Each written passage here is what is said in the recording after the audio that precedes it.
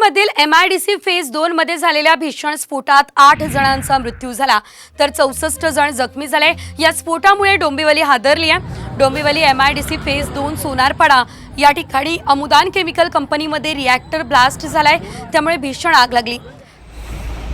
3 कंपन्या यानंतर आगीच्या विळख्यात सापडल्या। Mehta paint, KGN chemical, Saptavarna, Hyundai या शोरूमला आगीची झळ बसली आहे। अग्निशमन दलासह SDRF आणि TDRF टीमकडून आगीवर नियंत्रण मिळवण्याचे प्रयत्न सुरू आहेत।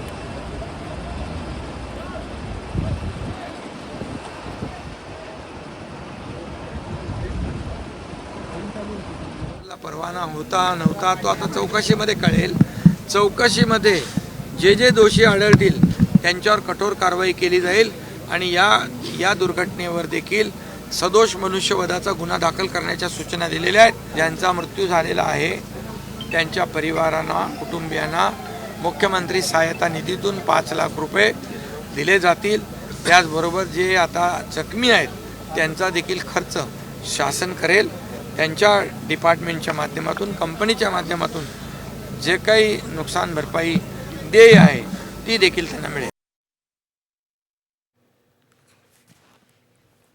तर एकनाथ शिंदे यांनी घटनास्थळाला भेट दिली होती, त्यानंतर त्यांनी आपली प्रतिक्रिया दिलेली आहे। दुर्घटनास्थळाची पाहणी त्यांनी केली। या स्फोटात 8 जणांचा मृत्यू आतापर्यंत झाला असल्याची माहिती आहे, तर मृतांच्या नातेवाईकांना 5 लाखांची मदत जाहीर करण्यात आलेली आहे।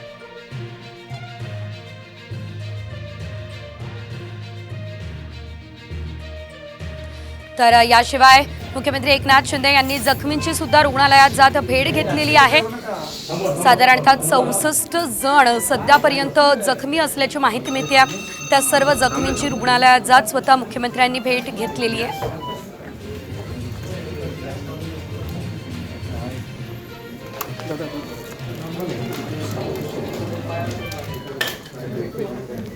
दृश्य आपण पाहतोय, डॉक्टरांसोबत सुद्धा संवाद मुख्यमंत्र्यांनी साधलेला आहे आणि प्रत्येकाची विचारपूस सुद्धा या ठिकाणी केलेली मुख्यमंत्री एकनाथ शिंदे यांनी आपण या दृश्यांमध्ये पाहतोय।